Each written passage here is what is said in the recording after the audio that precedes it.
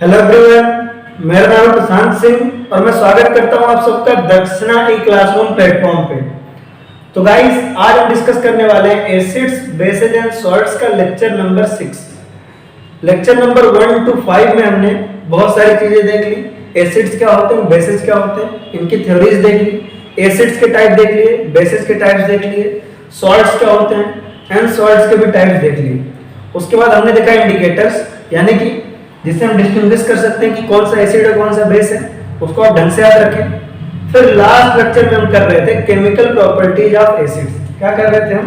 Chemical properties या chemical reaction, chemical reactions of acid,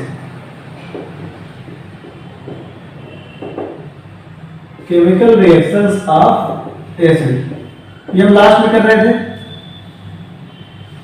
ये हमारा लास्ट लेक्चर था, केमिकल रिएक्शंस ऑफ एसिड, कि एसिड का केमिकल रिएक्शन क्या होता है। ठीक है, अब ध्यान दें कि जब भी आपका एसिड है ना किसी मेटल के साथ रिएक्ट करेगा, कैसे मेटल के साथ? किसी एक्टिव मेटल के साथ, यानी कि ऐसे मेटल्स जिनकी रिएक्टिविटी क्या हो, हाइड्रोजन से ज्यादा हो। जिनकी रिएक्टिविटी क्या हो, हाइड्रोजन से ज्यादा हो, तो क्या होगा? हाइड्रोजन गैस लिबरेट होगा। क्या होगा? हाइड्रोजन गैस लिबरेट होगा। तो चलिए मैं कुछ रिएक्शन आपको देता हूं, आपको बताना है कि किसमें हाइड्रोजन गैस लिबरेट होगा, किसमें नहीं होगा। जैसे कि सिल्वर का HCl के साथ रिएक्शन हम एक ये है, कॉपर का HCl के साथ रिएक्शन करवा देते हैं, जिंक का HCl के साथ रिएक्शन करवा देते हैं। ठीक है, मैग्नीशियम का H2SO4 के साथ रिएक्शन करवा देते हैं। ठीक है, उसके अलावा आपका एल्युमिनियम का HNO3 के साथ रिएक्शन करवा देते हैं, या यूं कहिए आप बेरियम का HNO3 के साथ रिएक्शन करवा देते हैं। ठीक है, उसके अलावा आपका गोल्ड का HNO3 के साथ रिएक्शन करवा देते हैं। तो पूछ रहा है किसमें आपका हाइड्रोजन गैस लिबरेट होगा, ऐसा सवाल है। हाइड्रोजन गैस किसमें निकलेगा, हाइड्रोजन गैस किसमें से निकलेगा? अब मैंने आपको बताया था कि मेटल्स का रिएक्शन जब एसिड से होता है, हाइड्रोजन गैस लिबरेट होती है। बस उसके लिए नेसेसरी कंडीशन क्या है? उसके लिए नेसेसरी कंडीशन ये है कि मेटल की जो रिएक्टिविटी होनी चाहिए वो हाइड्रोजन से ज्यादा होनी चाहिए। मेटल की रिएक्टिविटी किससे ज्यादा होनी चाहिए? हाइड्रोजन से ज्यादा। तो ये आपका हाइड्रोजन है, हाइड्रोजन है। तो ये जो मेटल है वो इसको डिस्प्लेस तभी कर पाएगा, मेटल उसको डिस्प्लेस तभी कर पाएगा जब रिएक्टिविटी सीरीज में वो मेटल क्या हो, ऊपर हो। तो देखिए हाइड्रोजन से ऊपर कौन है? जिंक है ना। याद करने की कोशिश करो, केदारनाथ बाबा का माली आलू जरा फीके नहीं स्पाइसी पकाता है ना। फिर कॉपर, सिल्वर, गोल्ड, फिर प्लेटिनम, फिर मतलब जैसे जैसे दाम बढ़ेगा वैसे ऊपर से चलेंगे। केदारनाथ बाबा का माली आलू जरा फीके नहीं स्पाइसी पकाता है। ठीक है, फिर कॉपर, हाइड्रोजन के बाद कॉपर है ना, सिल्वर, गोल्ड, प्लेटिनम, ये सारे हैं ऑर्डर आपके, राइट। चलिए, तो ध्यान दीजिए कि ये मेटल हाइड्रोजन को डिस्प्लेस तभी कर पाएगा जब आपका ये रिएक्टिविटी सीरीज में ऊपर होगा। तो जिंक रिएक्टिविटी सीरीज में ऊपर है, तो जिंक के केस में हाइड्रोजन गैस निकलेगी। ठीक है, इसके अलावा मैग्नीशियम भी रिएक्टिविटी सीरीज में ऊपर है, तो इसके केस में भी हाइड्रोजन गैस निकलेगी। आपका बेरियम, बेरियम भी रिएक्टिविटी सीरीज में ऊपर है, केदारनाथ बाबा का माली, ठीक है, बेरियम भी ऊपर है। तो ये रिएक्टिविटी सीरीज में ऊपर है हाइड्रोजन से, है ना। अगर ये रिएक्टिविटी सीरीज में हाइड्रोजन से ऊपर है, इसका मतलब ये क्या कर सकते हैं? डिस्प्लेस कर सकते हैं। किसको? हाइड्रोजन को। ये क्या कर सकते हैं? डिस्प्लेस कर सकते हैं हाइड्रोजन को। They can displace hydrogen. They can displace hydrogen. तो क्या होगा? They can liberate H2. They can liberate H2 gas. ठीक है? बाकी सब केस में क्या होगा? सिल्वर जो है वो हाइड्रोजन से नीचे, कॉपर जो है हाइड्रोजन से नीचे, गोल्ड भी आपका हाइड्रोजन से नीचे। ये सब हाइड्रोजन को डिस्प्लेस नहीं कर सकते। हाइड्रोजन गैस यहाँ पे लिबरेट नहीं होगी, यहाँ पे हाइड्रोजन गैस नहीं निकलेगी, यहाँ पे हाइड्रोजन गैस नहीं निकलेगी। तो it was a very simple question, I hope आपको समझ में आया होगा। ठीक है, नेक्स्ट है मेटल का रिएक्शन है कार्बोनेट्स और बाइकार्बोनेट्स के साथ। किसके साथ? कार्बोनेट्स के साथ और बाइकार्बोनेट्स के साथ। तो नेक्स्ट आपका reaction with carbonates and bicarbonates, reaction with carbonates, carbonates and bicarbonates, bicarbonates, reaction with carbonates and bicarbonates। है ना, है ना, reaction with carbonates and bicarbonates, reaction with carbonates and bicarbonates, ये ठीक है। किसके साथ रिएक्शन? कार्बोनेट्स के साथ और बाइकार्बोनेट्स के साथ रिएक्शन, कार्बोनेट्स के साथ एंड बाइकार्बोनेट्स के साथ reaction with carbonates and bicarbonates. Bicarbonates को हम हाइड्रोजन कार्बोनेट्स भी कहते हैं। क्या कहते हैं? Hydrogen carbonates, hydrogen carbonates. अब ये देख लेते हैं, पहले में देखते हैं कार्बोनेट और हाइड्रोजन कार्बोनेट या बाइकार्बोनेट होते क्या हैं। सॉरी, सबसे पहले हम ये देखेंगे कि कार्बोनेट्स एंड बाइकार्बोनेट्स होते क्या हैं। हाइड्रोजन कार्बोनेट,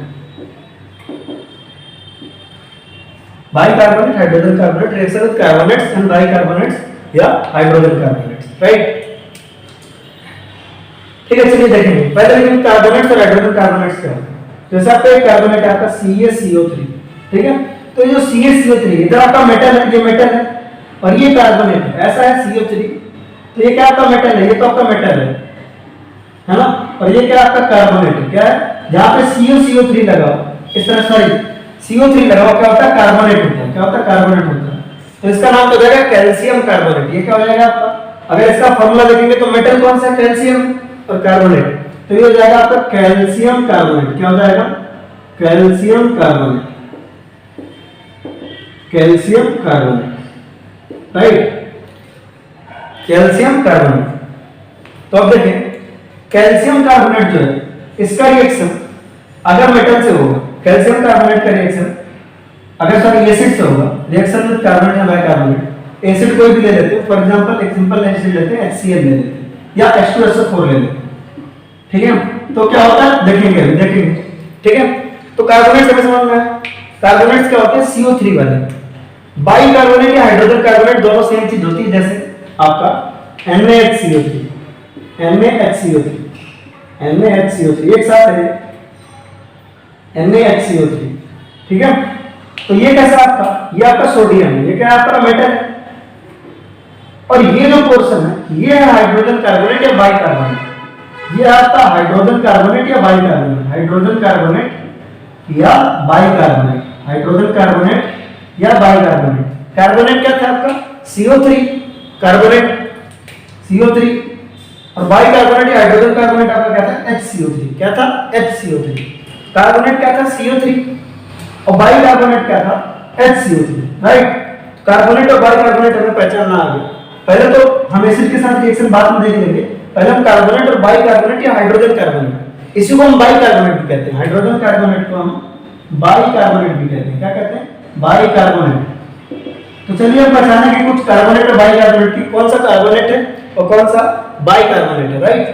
चलो आप बताइए क्या है, KHCO3 बाइकार्बोनेट या हाइड्रोजन कार्बोनेट है, क्यों, क्योंकि इसमें HCO3, ये क्या है आपका, बाइकार्बोनेट या हाइड्रोजन कार्बोनेट, ये होगा आपका बाइकार्बोनेट, बाइकार्बोनेट या इसे हम क्या कहेंगे, हाइड्रोजन कार्बोनेट। क्या कहेंगे, हाइड्रोजन कार्बोनेट, बाइकार्बोनेट या हाइड्रोजन कार्बोनेट, राइट।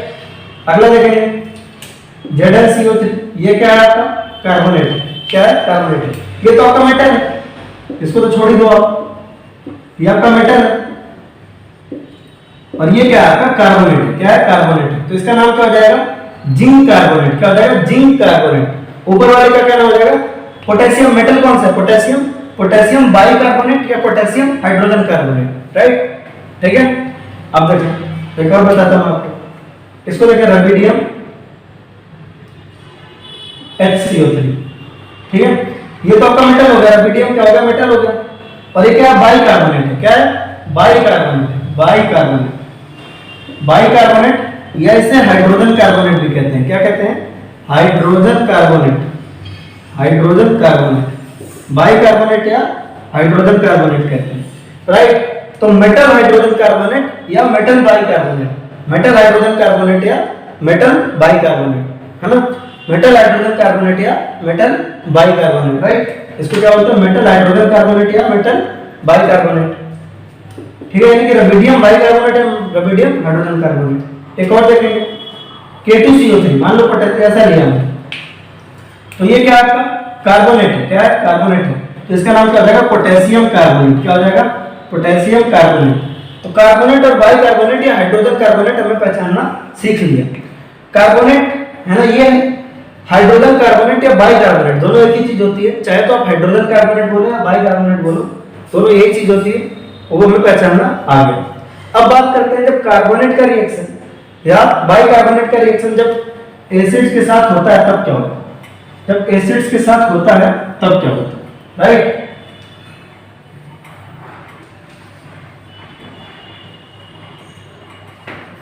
ध्यान दें, कार्बोनेट्स का रिएक्शन या बाइकार्बोनेट्स का रिएक्शन, कार्बोनेट्स का रिएक्शन, कार्बोनेट्स का रिएक्शन और बाइकार्बोनेट्स का रिएक्शन जब किसी एसिड से होता है, जब किसी एसिड से होता है, यहाँ पे एसिड लिख लें बेहतर रहेगा, जब किसी एसिड से होता है तो क्या बनता है, कार्बोनेट या बाइकार्बोनेट का रिएक्शन जब किसी एसिड से होता है तो बनता है सॉल्ट और बनता है वाटर और निकलती है CO2 गैस, नमक पानी और CO2, नमक पानी और CO2 ये बनता है। क्या बनता है, नमक पानी और CO2, salt H2O and CO2 gas, right. क्या बनता है, salt H2O and CO2 gas. Salt बनता है, वाटर बनता है और कार्बन डाइऑक्साइड गैस क्या होती है, रिलीज होती है। सॉल्ट बनता है, वाटर बनता है और कार्बन डाइऑक्साइड गैस क्या होती है, रिलीज होती है, राइट। तो चलिए कुछ रिएक्शन लिख लेते हैं, कुछ रिएक्शन हम इसको कंप्लीट कर लेते हैं, लिख लेते हैं, ठीक है। जैसे आपके पास एक सॉल्ट है, सॉरी आपके पास एक कार्बोनेट है CaCO3, ये कार्बोनेट है CaCO3, इसका रिएक्शन अगर आप करवाएंगे, ठीक है, अगर आप किसी एसिड के साथ करवाएंगे, मान लीजिए H2SO4 के साथ करवा रहे हैं, ठीक है, तो डबल डिस्प्लेसमेंट रिएक्शन होगी, डबल डिस्प्लेसमेंट रिएक्शन होगी। कैल्शियम H2 की जगह लगेगा हाइड्रोजन की और हाइड्रोजन कैल्शियम की, है ना। तो बेसिकली सॉल्ट जो बनेगा वो कैसा बनेगा, वो बनेगा आपका CaSO4, सॉल्ट बन जाएगा। क्या बन जाएगा, सॉल्ट बन जाएगा और वाटर बन जाएगा और CO2 बन जाएगा। CO2 गैस रिलीज होगी, क्या रिलीज होगी, CO2 गैस रिलीज होगी, है ना। वाटर बन जाएगा और CO2 गैस रिलीज होगी, राइट। तो सॉल्ट बन गया, कैल्शियम ने हाइड्रोजन की जगह ली और H2O और CO2 गैस रिलीज हो गई, राइट। क्या रिलीज हो गया, H2O और CO2, ठीक है।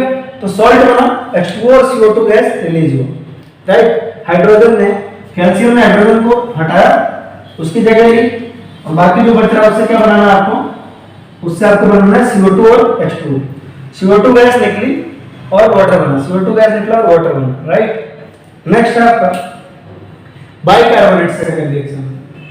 सपोज NaHCO3 से कार्बोनेट से हुआ, सॉल्ट बना और H2O बना और CO2 गैस रिलीज हुई, है ना। बाइकार्बोनेट के साथ भी सेम होता है। अब बाइकार्बोनेट के साथ कोई एसिड ले लीजिए, आपको पता है इससे क्या बनना है, सॉल्ट बनना है। क्या बन जाएगा, सॉल्ट बनेगा, किसका, सोडियम हाइड्रोजन को हटाएगा और NaCl बनाएगा। सोडियम जो है वो हाइड्रोजन को हटाएगा और क्या बनाएगा, NaCl बनाएगा। तो यहाँ पे बन जाएगा आपका सॉल्ट, NaCl बन जाएगा सॉल्ट, है ना। क्या बन जाएगा, सॉल्ट NaCl बन जाएगा, राइट। और क्या होगा, H2O बनेगा और CO2 गैस रिलीज होगी, H2O बनेगा और CO2 गैस रिलीज होगी, सीधी सी बात है। तो सिंपल सा है कि carbonates and bicarbonates when react with acid, carbonate and bicarbonate when react with acid they form H2O, है ना, and CO2 gas, they form H2O and CO2 gas, right? They form H2O and CO2 gas. We know about the carbonates and we know about the hydrogen carbonates. तो इस आधार पे हम बहुत सारे reaction लिख सकते हैं, कुछ रिएक्शन कंप्लीट करेंगे, ठीक है, कुछ रिएक्शन कंप्लीट करेंगे।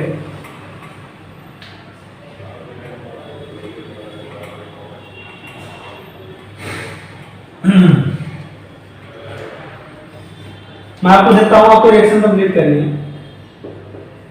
BaCO3 plus H2SO4, KHCO3 plus HNO3, NaHCO3 plus HNO3, है ना, MgCO3 प्लस H2SO4, ठीक है। फिर आपका CaCO3 प्लस, सपोज आपके पास है CaCO3 और H2SO4 है, उसके अलावा है सपोज CsHCO3 और HCl, है ना। ये सारे रिएक्शन आपको कंप्लीट करने हैं। तो काफी आसान है, देखेंगे एक आध और नोट कर लेते हैं। MgCO3, ठीक है, इतना काफी है, इतना करें, ठीक है। क्या एक और कर लेते हैं, फाइनल KHCO3 प्लस HCl। ऐसा है, हमें पता है सारे के सारे क्या है, कार्बोनेट है या बाइकार्बोनेट है। तो पहले ये पहचानते हैं कि कार्बोनेट है बाइकार्बोनेट है ना। ये क्या है आपका कार्बोनेट है, सिंपल क्या है कार्बोनेट है, पहचान सकते हैं आराम से। ये आपका क्या है बाइकार्बोनेट है, ये भी आपका बाइकार्बोनेट है, ये आपका कार्बोनेट है। तो कार्बोनेट और बाइकार्बोनेट, बाइकार्बोनेट मतलब हाइड्रोजन कार्बोनेट, पहचानना बहुत ज्यादा आसान है। ये भी आपका कार्बोनेट है, ये भी ये बाइकार्बोनेट है, और ये भी क्या आपका बाइकार्बोनेट है। तो कार्बोनेट और बाइकार्बोनेट दोनों ही ऐसे होते हैं कि एसिड से रिएक्शन के बाद सॉल्ट बनाते हैं, करेस्पॉन्डिंग सॉल्ट बनाते हैं, H2O बनता है और CO2 गैस लिबरेट होती है, CO2 गैस रिलीज होती है, राइट। ठीक है, तो हमने इसको देख लिया कैसे करना है। तो अब क्या होगा, अब देखिए यहाँ पे बेरियम का सॉल्ट बनेगा, इस मेटल का सॉल्ट बनेगा। ये मेटल जो है वो हाइड्रोजन को हटाएगा और BeSO4 बनाएगा। देखिए क्या बनाएगा, BeSO4 बनाएगा। इस मेटल का देखिए पहले हाइड्रोजन सल्फेट के साथ था, अब बेरियम सल्फेट के साथ आ जाएगा, तो BeSO4 बन जाएगा, प्लस वाटर बनेगा, CO2 गैस लिबरेट होगी, सिंपल। ठीक है, यहां पे देखें, यहां पे देखें होगा क्या, यहां पे देखें KHCO3 है, हाइड्रोजन कार्बोनेट है, इसका रिएक्शन अगर एसिड के साथ होगा तो क्या होगा आपका, इसका रिएक्शन अगर एसिड के साथ होगा तो सॉल्ट बनेगा KNO3। देखिए ये पोटेशियम हाइड्रोजन को हटाएगा और सॉल्ट बनाएगा, KNO3 बनेगा और H2O बनेगा और CO2 गैस लिबरेट होगी। ठीक है, यहां देखिए ये सोडियम हाइड्रोजन को हटाएगा, NaNO3 बनेगा, सोडियम ने हाइड्रोजन को हटाया, H2O बनेगा और CO2 गैस लिबरेट होगी। फिर देखिए मैग्नीशियम हाइड्रोजन को हटाएगा, MgSO4 बनेगा, वाटर बनेगा और CO2 गैस बनेगी। इस तरीके से यहाँ कैल्शियम हाइड्रोजन को हटाएगा, CaSO4 बनेगा, H2O बनेगा और CO2 गैस निकलेगी। यहाँ देखिए सीजियम जो हाइड्रोजन को हटाएगा, CaCl बनेगा, H2O बनेगा और CO2 गैस रिलीज होगी। यहाँ देखिए पोटेशियम हाइड्रोजन को हटाएगा, KCl बनेगा, H2O बनेगा और CO2 गैस निकलेगी। तो रिएक्शन लिखना काफी आसान है, कार्बोनेट्स और बाइकार्बोनेट दोनों के साथ। आपको क्या करना है, सॉल्ट बना लेना है, ये सारे क्या आपके सॉल्ट है, सॉल्ट बना लेना है। फिर ये देखना है H2O और CO2 बनाना, वाटर बनता है और CO2 गैस निकलती है। क्या निकलती है, CO2 गैस निकलती है। तो काफी आसान नहीं है, ठीक है। चलिए, आई होप आपको अच्छे से समझ में आया होगा। तो रिएक्शन में कार्बोनेट्स एंड बाइकार्बोनेट्स हो गया हमारा। अब हम देखेंगे reaction with non metallic oxide and metallic oxide. तो ये मेटालिक ऑक्साइड और नॉन मेटालिक ऑक्साइड होते हैं, यानी कि मेटल के ऑक्साइड और नॉन मेटल के ऑक्साइड। पहले इनका नेचर समझना जरूरी है, ठीक है। तो ये बहुत इंपॉर्टेंट टॉपिक है जो आपको 11th 12th IIT JEE even हर जगह काम करेगी। आप अगर ये वाला लेक्चर सही से समझोगे तो सिर्फ 10th में नहीं, ये वाला ऐसा लेक्चर है जो मैं कहूंगा कि 11th 12th में भी इवन आपको बहुत अच्छा काम आएगा, है ना। कि ऑक्साइड का नेचर कैसा होता है, एसिडिक होता है ना, बेसिक होता है, नेचर ऑफ ऑक्साइड्स। ये बहुत ही इंपॉर्टेंट टॉपिक है, इवन 11th 12th में भी आपको बहुत काम आने वाला, आज ही नोट करके रखिए। Nature of oxide very important, 10th class में पूछा जाए या ना पूछा जाए, 11th 12th में भर क्या है ना, बहुत ज्यादा पूछा जाता है। नेचर ऑफ ऑक्साइड्स बिल्कुल ध्यान से समझिए, नेचर ऑफ ऑक्साइड्स बहुत इंपॉर्टेंट टॉपिक है। ऑक्साइड्स का नेचर कैसा होता है, ठीक है। पहले हम बात कर लेते हैं जनरली कि जनरली क्या होता है, फिर हम कुछ स्पेशल केसेस पे बात करेंगे, ठीक है। तो जनरली क्या होता है, जनरली का मतलब इसमें एक्सेप्शन हो सकते हैं, ये 100% सही नहीं। जनरली क्या होता है आपका, जो नॉन मेटालिक ऑक्साइड होते हैं वो बेसिक नेचर के होते हैं जनरली। तो ऑक्साइड मतलब क्या, बेसिकली जैसे CO2 है ना, Na2 है, K2O है, N2O4 है, N2O5 है या NO2 है बेसिकली, ठीक है। ये सब क्या ऑक्साइड्स ही तो है, मतलब किसी कंपाउंड का ऑक्सीजन के साथ, है ना, किसी एलिमेंट का ऑक्सीजन के साथ जो कंपाउंड बनता है उसे ऑक्साइड कहते हैं। किसी एलिमेंट का ऑक्सीजन के साथ जो कंपाउंड होता है वो ऑक्साइड होता है। जैसे ये कार्बन का ऑक्साइड है, कार्बन का ऑक्सीजन के साथ जो कंपाउंड बना है वो कार्बन का ऑक्साइड है। सोडियम का ऑक्सीजन के साथ जो कंपाउंड बना है वो सोडियम का ऑक्साइड होगा। पोटेशियम का जो ऑक्सीजन के साथ कंपाउंड बना है वो क्या होगा, पोटेशियम का ऑक्साइड होगा।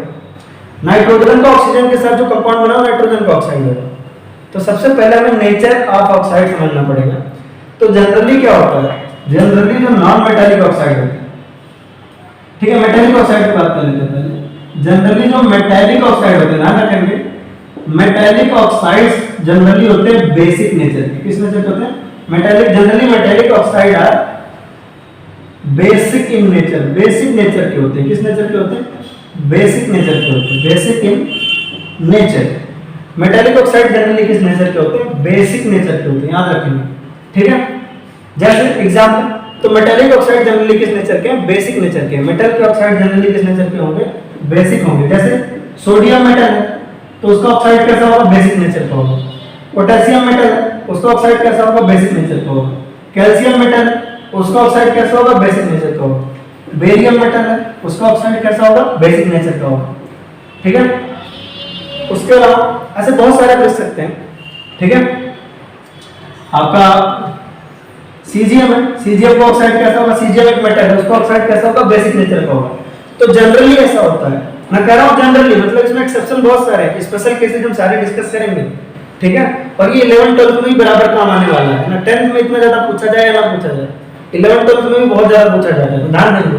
तो जो आपके मेटालिक ऑक्साइड्स हैं वो किस नेचर के होते हैं, बेसिक नेचर के होते हैं। किस नेचर के होते हैं, बेसिक नेचर के होते हैं। तो ये सब बेसिक ऑक्साइड्स हैं। अगर पूछा जाए कि इन ऑक्साइड्स का नेचर क्या है तो आप बोलोगे किस नेचर के हैं, they all are basic in nature. ये किस नेचर के हैं, बेसिक नेचर के हैं। तो मान लो आपको पता नहीं है, बस इतना पता है मेटल के ऑक्साइड है, तो मेटल के ऑक्साइड कैसे होंगे, बेसिक नेचर के होंगे। किस नेचर के होंगे, बेसिक नेचर के होंगे, ठीक है। तो generally metallic oxides are basic in nature, generally metallic oxides are basic in nature and non metallic oxides are, non metallic oxides are, non metallic oxides are acidic in nature. Non metallic oxides are acidic in nature, ठीक है। Metallic oxides are basic in nature, non metallic oxide are acidic in nature. इसको जितनी बार revise कर सकते हैं दिमाग में revise कर लीजिए कि मेटालिक ऑक्साइड आपके किस नेचर के होते हैं, बेसिक, और नॉन मेटल के ऑक्साइड कैसे होते हैं, एसिडिक नेचर के होते हैं। एग्जांपल, कार्बन एक नॉन मेटल है उसका ऑक्साइड CO2 गैस जो है आपका एसिडिक नेचर का होता है। नाइट्रोजन एक आपका क्या वो है, तो N2O4 ये क्या आता है, एसिडिक है। NO2 आपका एसिडिक है, N2O5 आपका एसिडिक है, ठीक है। क्लोरीन आपका एक नॉन मेटल है, Cl2O7 आपका एसिडिक है, ठीक है। I2O5 आपका एसिडिक है, P2O5 आपका एसिडिक है। फास्फोरस एक नॉन मेटल है। ये सारे क्या है आपके एसिडिक नेचर के, they all are acidic in nature. ये सारे किस नेचर के हैं, एसिडिक नेचर के, ठीक है, एसिडिक नेचर के, एसिडिक नेचर के, राइट। तो ध्यान दें जितने भी नॉन मेटल के ऑक्साइड है, नॉन मेटल के ऑक्साइड देखिए, नॉन मेटल के ऑक्साइड एसिडिक नेचर के हैं और मेटल के ऑक्साइड किस नेचर के हैं, बेसिक नेचर के। नॉन मेटल के ऑक्साइड एसिडिक नेचर के और मेटल के ऑक्साइड कैसे, बेसिक नेचर के। नॉन मेटल के ऑक्साइड एसिडिक एंड मेटल के ऑक्साइड बेसिक नेचर के। ये इन जनरल होता है, लेकिन ये पूरी तरह से सही नहीं है। इनमें कुछ कुछ क्या है, करेक्शन भी, कुछ कुछ आपके मतलब कुछ कुछ ऐसे कंपाउंड है जो आपके अलग है। जैसे फॉर एग्जांपल जो आपको बोलूंगा उसको आपको याद रखना है, सही से आपको आगे भी काम आएगा। इनफैक्ट IIT में से क्वेश्चन भी आया है, सर बता रहा हूं आप, इस पे पैसे जाता है सीधा सीधा, तो आप ऐसे ध्यान रखिए, सीधा सीधा पैसे जाता है डायरेक्ट, है ना। आया हुआ IIT के 4 नंबर जो कितने महत्वपूर्ण है इस टॉपिक से आते हैं। अब देखिए एक दो ऑक्साइड लेते हैं, CO और NO। ये आपका है कार्बन मोनोऑक्साइड, ये भी है आपका नाइट्रस ऑक्साइड, राइट। तो CO और NO ये दो गैस है, दोनों ही, एक कार्बन का ऑक्साइड है, एक नाइट्रोजन का ऑक्साइड है ना। CO2 तो एसिडिक था, उसमें कोई डाउट नहीं, NO2 भी एसिडिक था। मैं CO और NO की बात कर रहा हूं। तो आपका देखो ये कार्बन है ना, ध्यान देना, मैं फॉर्मूला ध्यान देना। CO2 के बारे में मैंने बताया, CO2 कैसा है, एसिडिक है ना। NO2 के बारे में मैंने कैसा बताया, NO2 एसिडिक है। N2O4 के बारे में मैंने कैसा बताया, N2O4 क्या है, एसिडिक है। N2O5 कैसा है, एसिडिक है, ठीक है। तो नॉन मेटल के ऑक्साइड कैसे होते हैं, एसिडिक नेचर के होते हैं। मैं सिर्फ इनकी बात कर रहा हूँ, कार्बन मोनोऑक्साइड की और NO की, है ना, कार्बन मोनोऑक्साइड और NO की बात कर रहा हूँ, ठीक है, मोनो नाइट्रोजन मोनोऑक्साइड बेसिकली, ठीक है, कार्बन मोनोऑक्साइड और नाइट्रोजन मोनोऑक्साइड दोनों, ठीक है। तो ये दोनों किस नेचर के होते हैं, फॉर्मूला वाला ध्यान रखना, वो दोनों का नेचर होता है न्यूट्रल। ये दोनों कैसे होते हैं, न्यूट्रल ऑक्साइड होते हैं। कैसे ऑक्साइड होते हैं, न्यूट्रल ऑक्साइड होते हैं। इनका नेचर कैसा होता है, न्यूट्रल होता है, ना ही एसिडिक होता है ना ही बेसिक होता है। पूछा गया है बहुत बार, कार्बन मोनोऑक्साइड का नेचर, नाइट्रोजन मोनोऑक्साइड का NO का नेचर, दोनों कैसे होते हैं, न्यूट्रल होते हैं। ध्यान रखना, CO2 NO2 दोनों कैसे हैं, एसिडिक गैसेज हैं। ये सब गैसेज हैं, कैसी गैसेज हैं, एसिडिक गैसेज, एसिडिक। और वहीं पे CO और NO क्या है, आपका न्यूट्रल गैसेज है। कैसे है, न्यूट्रल गैसेज है, वो न्यूट्रल है। क्या है, न्यूट्रल है, ठीक है। सिर्फ यही बात नहीं खत्म होता, एक तो आपको जनरली आपको क्या ध्यान रखना, metallic oxides are basic in nature. Generally क्या होता है, metallic oxides are basic in nature and non metallic oxides are acidic in nature. लेकिन अभी मैंने देखा आपको दो एग्जांपल लिखवाए थे जो न्यूट्रल है, CO और NO कैसे हैं आपके, न्यूट्रल है तो बहुत सारे एग्जांपल, ठीक है। लेकिन वही याद रखने में तो जरूरी है, ये आपके कैसे हैं, आपके न्यूट्रल है, राइट, न्यूट्रल। उसके अलावा एक नेचर होता है एम्फोटेरिक नेचर। पहले तो देख लेते हैं एम्फोटेरिक का क्या मतलब होता है। एम्फोटेरिक नेचर, एम्फोटेरिक नेचर,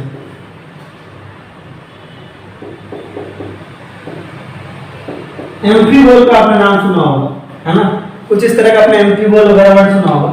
जो एक टर्म आपका शुरुआत में आता है इसका मतलब होता है दोहरा, मतलब दोनों तरफ से। तो एम्फोटेरिक का मतलब होता है दोहरा नेचर, दोनों तरफ का नेचर, यानी कि एसिडिक और बेसिक दोनों नेचर, ठीक है। तो एम्फोटेरिक मींस जो एसिड और बेस दोनों की तरह रिएक्ट कर सकते हैं, मतलब वो जरूरत पड़ने पे एसिड की तरह भी काम कर सकते हैं, जरूरत पड़ने पे बेस की तरह काम भी कर सकते हैं। they can react as acid as well as both, as well as base, as acid as well as base। वो एसिड और बेस दोनों से रिएक्ट कर सकते हैं, ठीक है। यानी कि जरूरत पड़ने को एसिड से भी एसिड की तरह काम कर सकते हैं, जरूरत पड़ने को बेस की तरह भी काम कर सकते हैं। तो एम्फोटेरिक का क्या मतलब हुआ, एम्फोटेरिक आपका वो होता है जो जरूरत पड़ने पे एसिड की तरह भी काम कर सके और बेस की तरह भी काम कर सके, यानी कि एसिड की तरह भी और बेस की तरह भी, है ना, ठीक है। यानी कि दोनों नेचर प्रेजेंट है उसमें, ठीक है। जब जरूरत पड़ेगा तो वो एसिड की तरह काम कर जाएंगे और जब जरूरत पड़ेगा तो बेस की तरह भी काम कर जाएंगे। इनके एग्जांपल बहुत इंपॉर्टेंट है। इनके एग्जांपल्स आपके बेरिलियम ऑक्साइड, जिंक ऑक्साइड और एल्युमिनियम ऑक्साइड, ये तीनों आपके लेवल पे बहुत ज्यादा इंपॉर्टेंट है। इसके अलावा भी बहुत सारे एग्जांपल हैं, बहुत सारे मतलब बहुत सारे, लेकिन आपको इतना याद रखना है आपके, है ना, बाकी लेवल तक ना आओगे तो आपको डिटेल में पूरी लिस्ट बनवाएंगे इसकी, ठीक है। समझ लो एल्युमिनियम, जिंक और बेरिलियम के जो ऑक्साइड्स होते हैं वो एम्फोटेरिक नेचर के होते हैं। अब देखो ये मेटल्स है, ये मेटल्स है, लेकिन इनके ऑक्साइड किस नेचर के, एम्फोटेरिक है। क्या है, एम्फोटेरिक है। इसीलिए मैंने कहा था इन जनरल बता रहा हूं। इन जनरल क्या होता है, इन जनरल, ठीक है, इन जनरल जो आपके नॉन मेटालिक ऑक्साइड होते हैं, इन जनरल जो आपके नॉन मेटालिक ऑक्साइड होते हैं वो किस नेचर के होते हैं, वो non metallic oxide acidic nature के होते हैं। मेटालिक ऑक्साइड आपके किस नेचर के होते हैं, बेसिक नेचर के होते हैं। मेटालिक ऑक्साइड किस नेचर के होते हैं, बेसिक नेचर के होते हैं। लेकिन उनमें भी जो CO और NO है ना, ये कैसे हैं आपके नॉन मेटालिक ऑक्साइड है लेकिन न्यूट्रल है। कैसे हैं, न्यूट्रल है। और आपके जो ये है ना, बेरिलियम ऑक्साइड, जिंक ऑक्साइड और एल्युमिनियम ऑक्साइड, ये मेटालिक ऑक्साइड भले ही लेकिन एम्फोटेरिक नेचर के हैं। किस नेचर के हैं, एम्फोटेरिक नेचर के हैं। एम्फोटेरिक नेचर क्या होता है, जो एसिड और बेस दोनों की तरह रिएक्ट कर सकते हैं जरूरत पड़ने पे। तो बेरिलियम, जिंक और आपका, ठीक है, इस तरीके से आप कर सकते हैं, ठीक है ना। जैसे आप कहते हैं ना, पुराने टाइम के राजा कहते रहते थे कि हमारी जो बेगम जान है वो अलबेली है, तो आप उसको ऐसे याद रख सकते हो, अलबेली बेगम जान, अलबेली बेगम जान, ऐसे करके याद रख सकते हैं आप उसको। अलबेली से एल्युमिनियम, बेगम से बेरिलियम और जान से जिंक, इस तरीके से आप याद रख सकते हैं कि इनके ऑक्साइड कैसे होते हैं, एम्फोटेरिक नेचर के होते हैं। अलबेली बेगम जान, ऐसा है ना, अलबेली बेगम जान, इस तरीके से आप याद रखेंगे, अलबेली बेगम जान, ठीक है। एल्युमिनियम, बेरिलियम और जिंक, इनके ऑक्साइड किस नेचर के हैं आपके, एम्फोटेरिक नेचर के, राइट, जो एसिड और बेस दोनों की तरह रिएक्ट कर सकते हैं। तो नेचर ऑफ ऑक्साइड हमारा क्लियर हो गया। नेचर ऑफ ऑक्साइड क्लियर होने पे हम आगे की रिएक्शंस और बेहतर तरीके से पढ़ पाएंगे। तो ये बहुत ही इंपॉर्टेंट टॉपिक है, इसको आप कायदे से रिवाइज करें। आई होप इसमें का आपका सारा पॉइंट अच्छे से क्लियर हुआ होगा, ठीक है, नेचर ऑफ ऑक्साइड का, ठीक है। नेक्स्ट लेक्चर से हम इसके आगे स्टार्ट करेंगे, ठीक है। तो आज हमने सीखी, मतलब कुछ रिएक्शन करी हमने मेटल्स का एसिड के साथ, फिर हमने कार्बोनेट्स और बाइकार्बोनेट्स पहचानना सीखा, उनकी रिएक्शन सीखी, नेचर ऑफ ऑक्साइड सीखा। Nature of oxide is very important, इसको आप कहीं पे कॉलम बना लो, आगे के लिए भी सेव करके रख लो, ठीक है गाइस। अच्छे से पढ़ाई करो, टेक केयर, टाटा, मिलेंगे अगले लेक्चर में।